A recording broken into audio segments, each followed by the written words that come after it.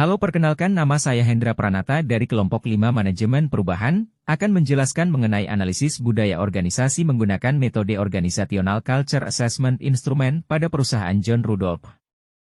Sebelum masuk ke materi, saya akan memperkenalkan terlebih dahulu anggota dari kelompok 5, Hendra Pranata Sanjung, yaitu saya sendiri, lalu Dona Pantina, Ahmad Tobibi, Alisha Putri Rusmana, Shelly Marsetiana, Nandia Putri Adisti. Halo guys, perkenalkan saya Alisa Putri. Jadi apa sih PT John Rudolph ini? PT John Rudolph ini adalah perusahaan konveksi baju, adalah usaha atau tempat produksi yang secara khusus berfokus pada pembuatan pakaian dalam skala besar. Proses konveksi melibatkan produksi massal pakaian dengan menggunakan mesin-mesin produksi modern dan teknologi yang sesuai dengan standar industri tekstil. Proses konveksi ini memungkinkan produksi pakaian secara efisien, dan usaha konveksi seringkali mampu menangani pesanan dalam jumlah besar dengan biaya produksi yang lebih terkontrol. Budaya organisasi mengacu pada kumpulan nilai-nilai, norma, keyakinan, sikap, dan perilaku yang dibagikan oleh anggota suatu organisasi. Ini mencakup aspek-aspek inti yang membentuk identitas dan karakteristik unik dari suatu entitas organisasi. Budaya organisasi mencerminkan cara organisasi tersebut memahami dan memandang dirinya sendiri, serta cara anggotanya berinteraksi satu sama lain dan dengan pihak eksternal. Budaya organisasi mengacu pada kumpulan nilai-nilai, norma, keyakinan, sikap, dan perilaku yang dibagikan oleh anggota suatu organisasi. Ini mencakup aspek-aspek inti yang membentuk identitas dan karakteristik unik dari suatu entitas organisasi. Budaya organisasi mencerminkan cara organisasi tersebut memahami dan memandang dirinya sendiri, serta cara anggotanya berinteraksi satu sama lain dan dengan pihak eksternal.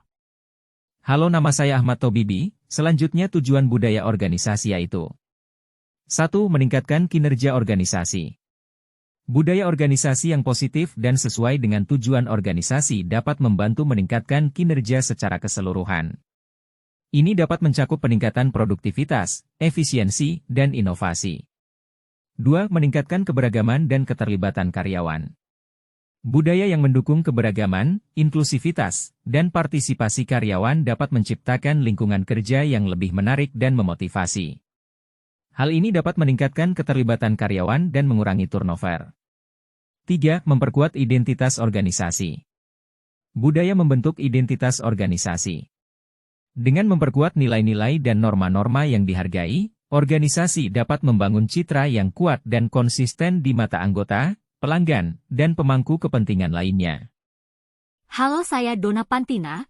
Di sini ada 4 jenis budaya organisasi, yaitu 1. Klan culture, budaya klan. Budaya klan menekankan nilai-nilai kolaborasi, kerjasama, dan kepedulian terhadap anggota organisasi. Organisasi dengan budaya ini sering diibaratkan sebagai keluarga atau klan yang saling mendukung. 2. Hierarchy culture, budaya hierarki. Budaya hierarki lebih fokus pada struktur, kontrol, dan efisiensi. Organisasi dengan budaya ini cenderung memiliki struktur yang terorganisir dengan baik, hierarki yang jelas, dan prosedur yang ketat. 3. Adhokrasi culture, budaya adhokrasi. Budaya adhokrasi menekankan inovasi, kreativitas, dan fleksibilitas. Organisasi dengan budaya ini cenderung mendukung eksperimen dan pengambilan risiko untuk mencapai tujuan. 4. Market culture, budaya pasar. Budaya pasar menekankan pencapaian tujuan dan orientasi pada hasil. Organisasi dengan budaya ini bersifat kompetitif dan fokus pada pencapaian target dan pertumbuhan. Halo, nama saya Nandia Putri. Selanjutnya, pengertian dari OCI, Organizational Culture Assessment Instrument, adalah alat atau instrumen yang digunakan untuk mengukur dan menganalisis budaya organisasi. OCI dikembangkan oleh Kim S. Cameron dan Robert A. Quinn, yang juga mengembangkan kerangka kerja 4 jenis budaya organisasi, klan, hierarki, adhokrasi, dan market. OCI membantu organisasi untuk memahami budaya mereka saat ini dan mengidentifikasi arah yang diinginkan untuk mengembangkan budaya yang diinginkan. Proses pengukuran OCI melibatkan partisipasi anggota organisasi untuk menilai organisasi mereka berdasarkan sejumlah variabel yang terkait dengan keempat jenis budaya organisasi. Ini dapat mencakup pertanyaan tentang nilai-nilai, gaya kepemimpinan, cara pengambilan keputusan, dan elemen-elemen budaya lainnya. Halo, nama saya Shelly. Selanjutnya fungsi OCI yaitu 1. Mengukur budaya organisasi. Fungsi utama OCI adalah mengukur dan mengidentifikasi budaya organisasi. Melalui kuesioner dan analisis data, OCI membantu anggota organisasi dan pimpinan untuk memahami nilai-nilai, norma-norma, dan praktik-praktik budaya yang ada dalam organisasi. 2. Mengidentifikasi jenis budaya. OCI membantu mengidentifikasi jenis budaya organisasi berdasarkan kerangka kerja 4 tipe budaya yang dikembangkan oleh Cameron dan Quinn, klan, hierarki, adhokrasi, dan market. Hal ini membantu organisasi untuk mendapatkan pemahaman lebih mendalam tentang sifat dan karakteristik budaya mereka. 3. Menyelaraskan budaya dengan tujuan organisasi. OCI membantu organisasi untuk mengevaluasi sejauh mana budaya yang ada sesuai dengan tujuan dan strategi organisasi.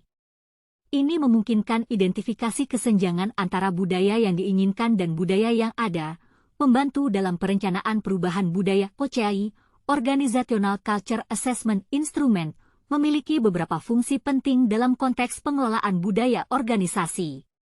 Berikut adalah beberapa fungsi utama dari OCI. Hasil analisis budaya organisasi menggunakan metode OCI pada PT.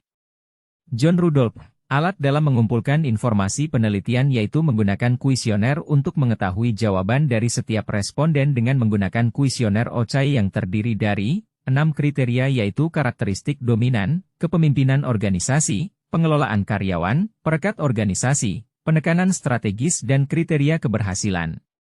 Jumlah responden yang didapat sebanyak 6 orang dengan jabatan yang berbeda-beda. 1. Karakteristik dominan organisasi pada PT. John Rudolph nilai tertinggi yang didapatkan adalah hierarki sebesar 25,8333 dan nilai harapan untuk kedepannya adalah klan sebesar 27,5. Dapat disimpulkan eksplorasi perbedaan. Organisasi memiliki budaya yang lebih condong ke arah struktur hierarkis dan kontrol. Namun, harapannya adalah untuk memiliki budaya yang lebih terbuka, kolaboratif, dan mirip dengan keluarga, klan. Kesenjangan antara budaya yang diinginkan dan budaya yang ada menunjukkan adanya kebutuhan untuk perubahan budaya. Organisasi mungkin perlu mengeksplorasi cara untuk membentuk budaya yang lebih terbuka, berorientasi pada orang, dan mempromosikan kolaborasi. Dengan adanya harapan menuju budaya, klan, organisasi dapat memfokuskan upaya mereka pada memperkuat kolaborasi, keterlibatan karyawan, dan mendukung nilai-nilai yang menekankan hubungan antar pribadi dan perhatian terhadap kebutuhan individu. 2. Kepemimpinan organisasi. Nilai yang diperoleh adalah hierarki sebesar 31 dan nilai harapan untuk kedepannya adalah 29. Kesimpulan yang dapat diambil adalah kesenjangan antara nilai kepemimpinan saat ini yang cenderung hierarkis dan harapan yang lebih berorientasi pasar menunjukkan adanya perbedaan antara apa yang terjadi saat ini dan apa yang diinginkan oleh organisasi. Kesenjangan ini bisa menandakan bahwa dalam praktiknya, kepemimpinan dalam organisasi lebih menekankan kontrol, struktur, dan stabilitas hierarki. Ini mungkin mencerminkan struktur organisasi yang terpusat dan aturan yang ketat. 3. Gaya pengelolaan kepemimpinan karyawan. Nilai yang diperoleh adalah klan sebesar 28 dan nilai harapannya adalah adhokrasi sebesar 31. Kesimpulan yang dapat diambil jika gaya pengelolaan saat ini lebih terkait dengan nilai-nilai, klan, ini mungkin mencerminkan suasana kerja yang berorientasi pada hubungan interpersonal, kolaborasi, dan dukungan tim. Pemimpin cenderung berperan sebagai mentor atau pemimpin yang peduli, harapan yang tinggi terhadap adhokrasi, menunjukkan keinginan untuk bergerak menuju lingkungan yang lebih fleksibel, inovatif, dan adaptif.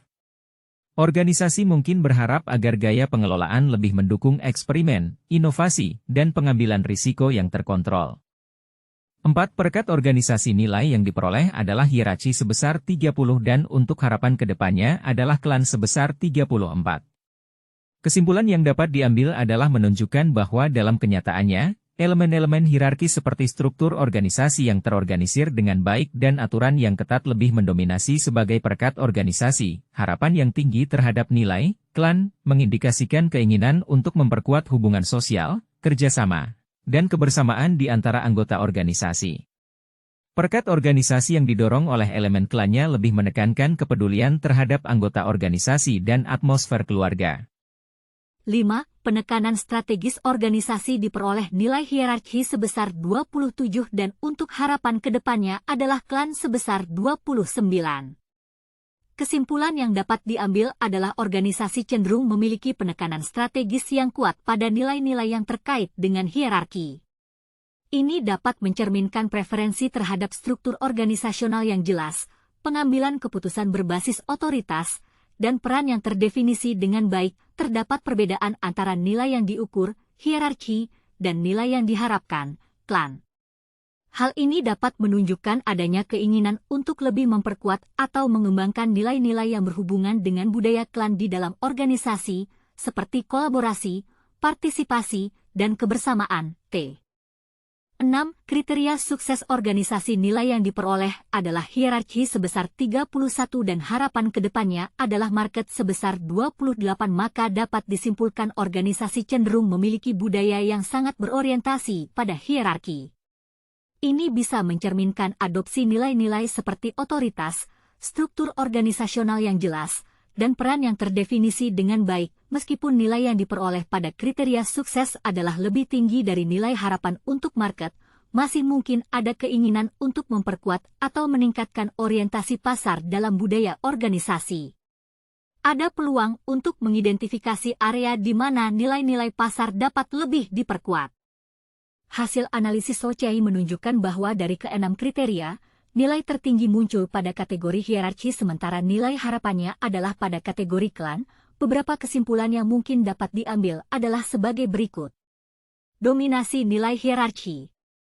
Organisasi cenderung memiliki budaya yang kuat dalam hal struktur dan hierarki. Ini bisa mencerminkan kecenderungan untuk memiliki peran yang terdefinisi dengan baik, otoritas yang jelas, dan penekanan pada pengorganisasian yang terstruktur. Harapan pada nilai klan.